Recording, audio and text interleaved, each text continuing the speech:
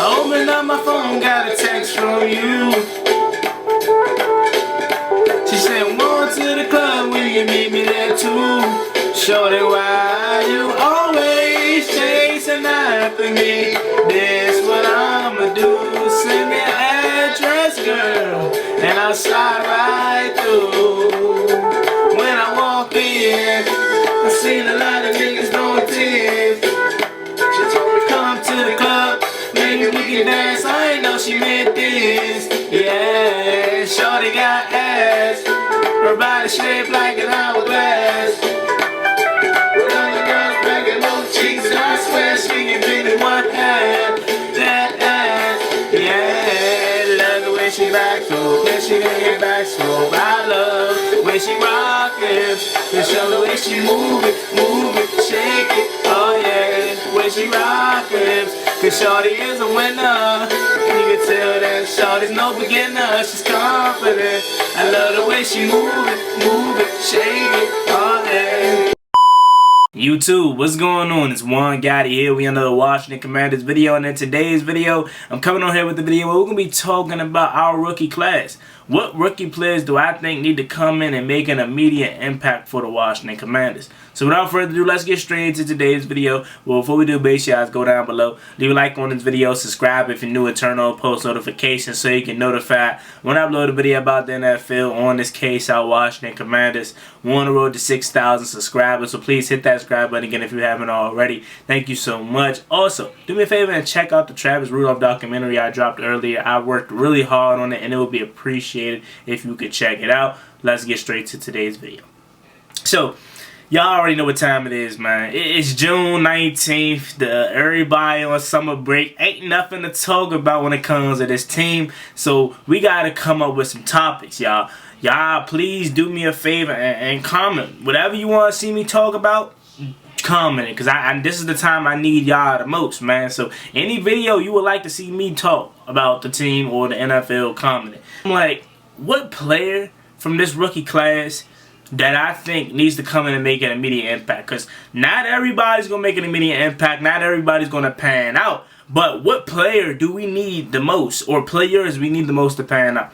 Easy. Number one, Emmanuel Forbes. Clearly, first round pick. You always need your first round picks to make an immediate impact. Unless they're a quarterback. You know, like, yeah, you would love for your first round rookie guy to come in and make an immediate impact. Especially if they're like a Joe Burrow, a Trevor Lawrence. But if you know you get one guy that you know is going to take some time, but it is worth the time because he has the potential to be the next great quarterback. Alright, but everybody else, for the most part, I genuinely think needs to come in and make an immediate impact day one. There's no excuse. And Emmanuel Forbes, it's no different with him. They already talked about how another reason why they got him was because he played a lot of college ball. Okay. So you should be ready to play at this level day one. You know, it shouldn't be no reason why you're not coming in making an immediate impact. And I know they want to jump straight to interceptions. Right, they want to jump straight to being a ball hawk. Okay, I'm not going to make that expectation out of you. Yeah, I would love to see you grab some interceptions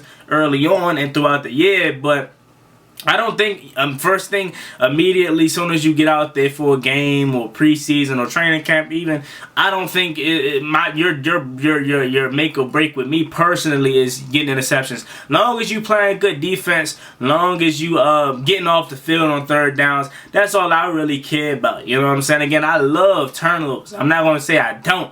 But I'm really starting to value just getting off the field on third downs. And that is speaking a little bit of the kind of confidence that I think I should have in this offense. And I know you probably won. You haven't even seen the offense play for real under Bieniemy. But I have that confidence that we'll be alright. So just give our offense the ball and good field position and just get off the field on third downs and we should be good. But I mean, again, I would love for Forbes to go out there and get interceptions. Not saying that, but I don't think that's his only way to make an immediate impact and, you know, make fans happy.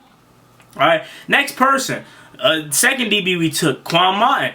I think Quan Martin needs to come and make an immediate impact also. Again, y'all know I did not think we was going to double up at DB. We went DB back-to-back picks. I did not expect that at all, right? So I need Quan Martin to come in immediately making an impact too.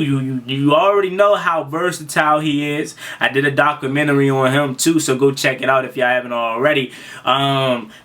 We talk about moving him around, you know, playing slide, playing safety. He can do it all. You know, so I need him to come in and similar to Emmanuel Forbes, make an immediate impact. Now, Quan Martin, I need him to be able to just be what they drafted you to be, a versatile piece, right? So one play Quan may be in a slide, one play Quan may be up top. Just do your job, you know what I'm saying? And I really want to see how he tackles at this next stage, because they talk about how small he is, but how physical he is, and he's not afraid. I want to see how that transitions into the NFL. So that's probably my biggest watch from him, and that's probably be my biggest thing that I would love to see from him making an immediate impact. Is he still the same guy from college to the pros when it comes to the physicality? Because they praised Quan Martin on his physicality, and you can see it on his film. He's not afraid, no matter the size. He's not afraid to come downhill and stick his nose in the run game, or square his body up and attack the receiver and making a tackle in the open field. So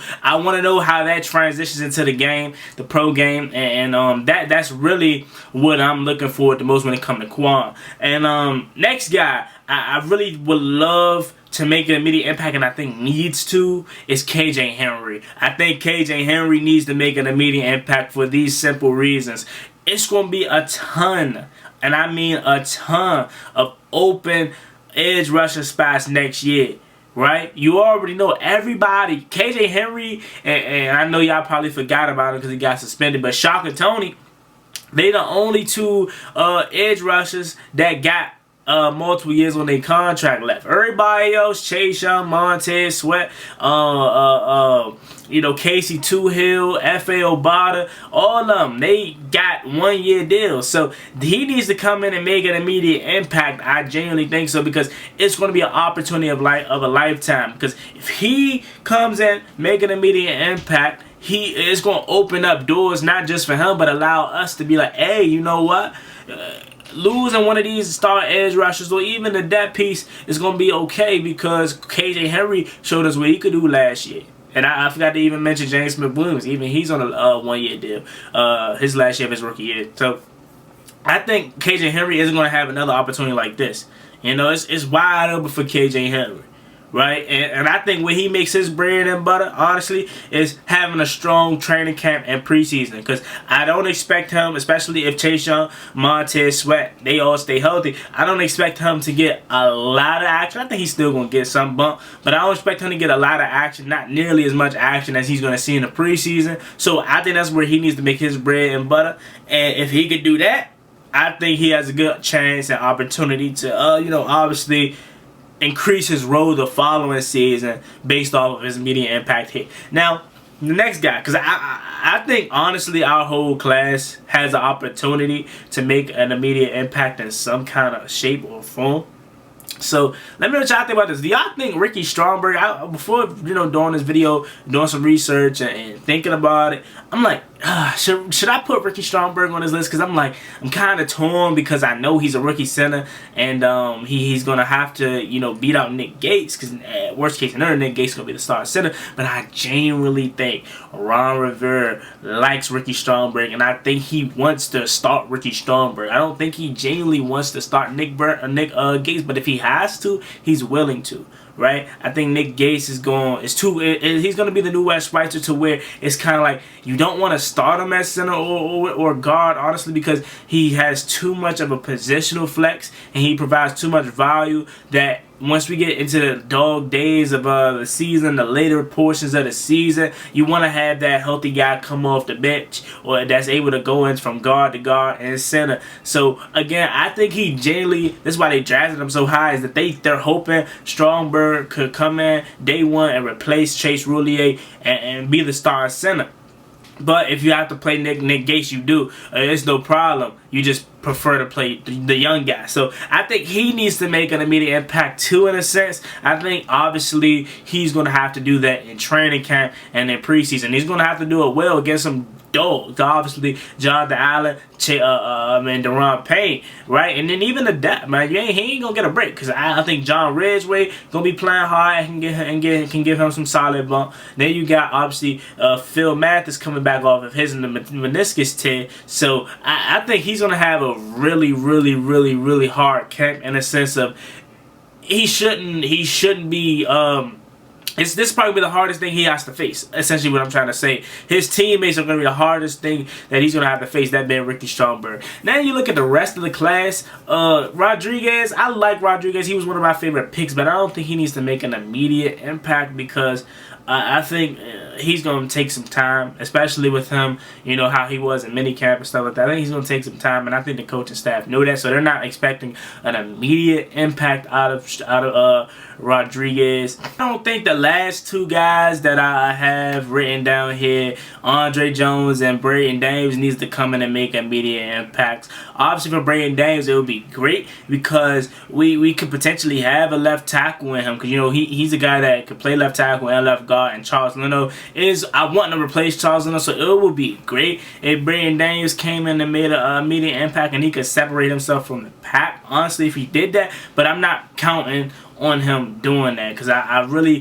think it's probably going to take some time for him, and I would love to see what Chris Paul and Sadiq Charles really had. You know, they battling out for that left guard position. Left tackle, I'm worried about it in a sense of the future, but right now I think Leno's going to be okay for this last year, and then I think we need to replace him, and I think that could be Braden Daniels, but I'm not really like desperately saying, hey Braden, I need you to go out there and whip up, bro, and honestly take it away from Leno this year. Nah, I think for him, he needs to soak everything up from Charles Leno, you know, be behind him or be behind the guards, you know, this year, and just soak everything up, take advantage of your reps and take advantage of the preseason, and honestly, next year could be his time, because he can play, like I said, he can play left tackle and left guard. However, they want him to be a left tackle, honestly speaking, out of Utah, but he can provide that positional flex. So again, I think he needs to just take this year to soak everything up, and then he could be ready to rock and roll in 2024. You have it, man. Let me know what you guys think about this video in the comment section down below. What players from our rookie draft class this year do you think need to come in and make an immediate impact day one? As always, me and boy Juan Gotti. Like, comment, subscribe. Hail to the Washington Commanders. We're on the road to 6,000 subscribers, so please hit that subscribe button again if you haven't already. Thank you so much. See y'all next time. I'm out. Peace. We the kings of the East, I hope you're hearing what I'm saying. The DMV behind you, commanders. Now it's time to step in the field and take command. 1932, we was established. We been running the NFC East every year after like.